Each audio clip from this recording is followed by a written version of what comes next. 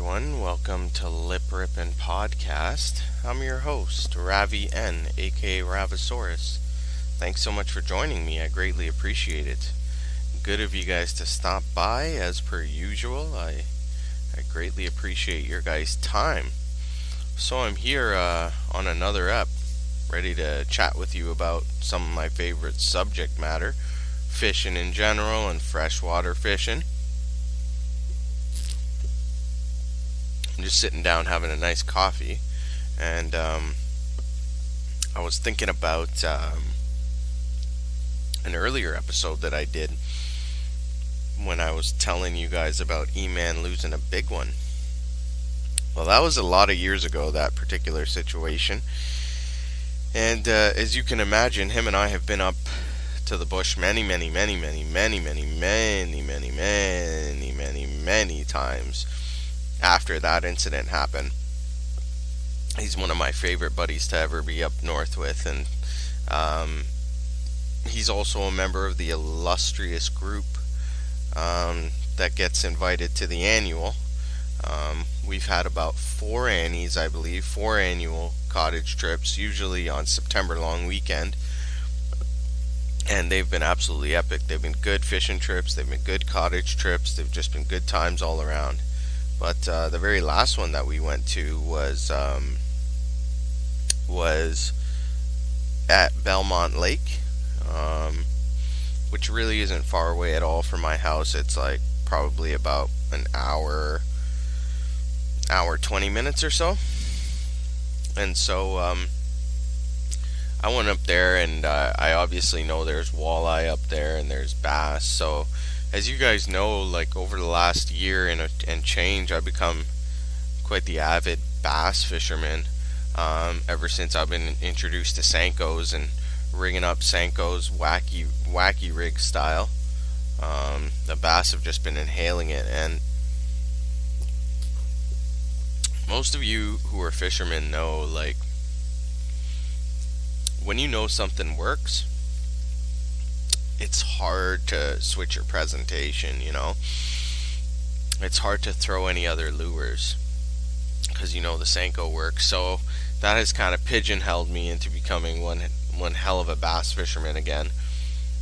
It's really fun style of fishing, and we talked about it before, so I'm not going to bore you guys with the details again.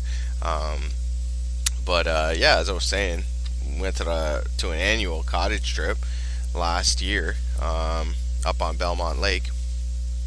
Last year Labor Day weekend, so 2020 Labor Day, and I was fishing Senkos, trying to catch bass, but really, like, I didn't really know the lake, but a buddy of mine had a cottage up there, as you guys may have heard before, and he met us, and he does fish quite a bit. So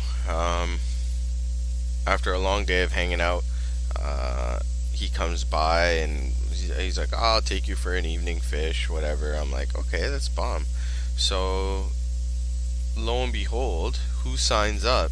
Mr. Iman Barami. He goes, "Hey Rob, you got an extra rod for me?" I'm like, "Yeah, buddy, I got tons of rods. Anything you want to use, you use, bud. Doesn't matter." He's like, "Yo, set me up with whatever you're using. I see that you catch lots of fishes like that. I see you catch lots of fishes like that," he says to me. I say, "Okay, yeah, sure, whatever."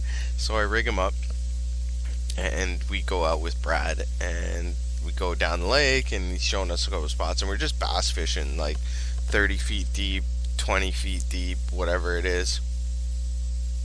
Anyways, I tell him how to fish it, and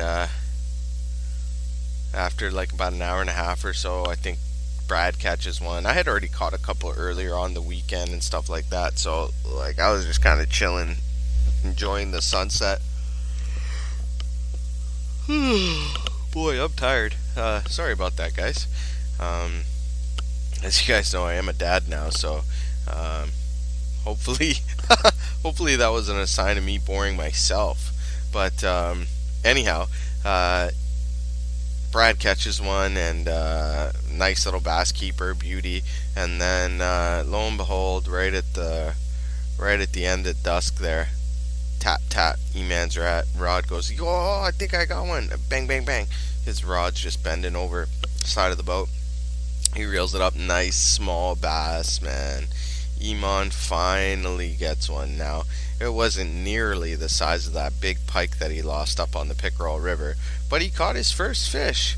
And he was so stoked, man. He went back to the cottage and was bragging and partying. He wouldn't hold the fishes, though, which is fine. I totally understand that.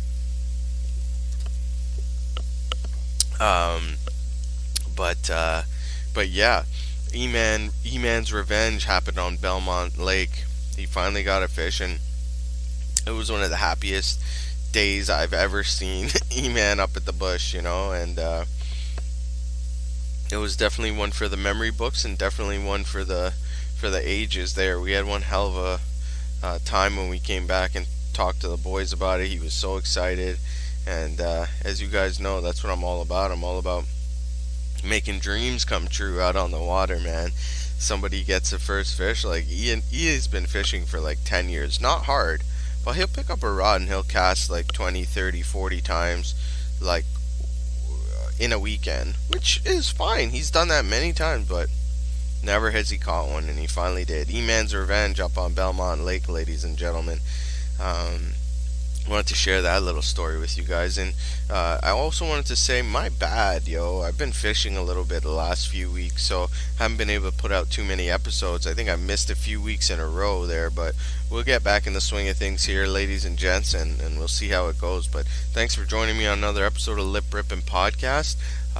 Once again, give me a shout any which way you like, via text, via email, via whatever you like. On Lip Rippin' Podcast on my Instagram account. Hit me up, and good of you guys to join me. I hope you join me on another boat ride soon. Thanks a lot. Have a good one. Bye now.